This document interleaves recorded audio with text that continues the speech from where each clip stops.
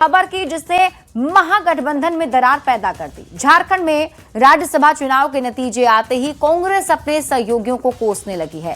कांग्रेस का कहना है कि आरजेडी और माले के विधायकों ने उसके साथ गद्दारी की और इस आरोप को आरजेडी कैसे बर्दाश्त कर सकती थी। उसने आरजेडी ने पहले कांग्रेस को अपने गिरेबान में झांकने की नसीहत दे डाली। ये रिपोर्ट देखिए, फिर खबर तो समझिए।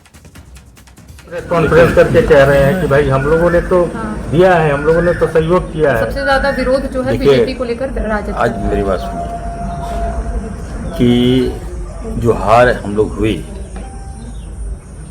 इसके लिए यदि कोई जिम्मेवार है तो आरजेडी और माले, क्योंकि मैं अंदर था और हेमंत सोरेन जी ने बहुत मदद किया, अलायंस को बना के रखा उन्होंने। उनके वोट हमें मिले, उनके 4 वोट मिले और 4 वोट अगर हम लोग ये दोनों वोट दे देता हम लोगों को तो फिर उनका प्लस हो जाता, हम लोग स्विप कर जाते, हम लोग जीत जाते।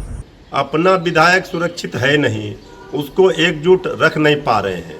बिहार में भी वही किया, कांग्रेस पार्टी के 6 में 3 विधायक चले गए। और जमीनी हकीकत क्या है कि कांग्रेस पार्टी का धरातल पर कुछ है, जमीन बचा नहीं। तो हमारे सहारे ही राष्ट्रीय जनता दल के ताकत पर ही बिहार में कांग्रेस पार्टी अपना साख बचाती है।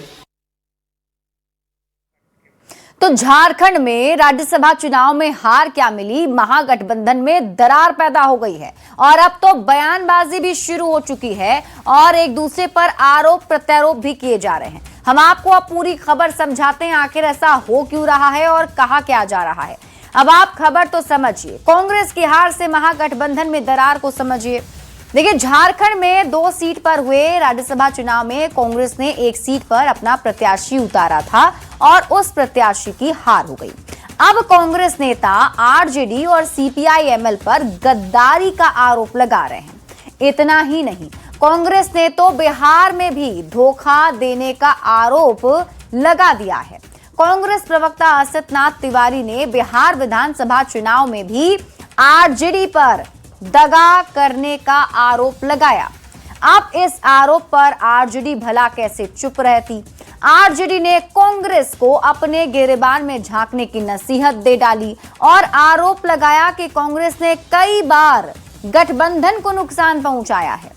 आरजेडी ने ये भी आरोप लगाए हैं और ये आरोप क्यों लगाए, ये समझने के लिए कांग्रेस के हालिया रिकॉर्ड पर नजर डालते हैं। देखिए, सबसे पहले असम विधानसभा चुनाव की बात करेंगे।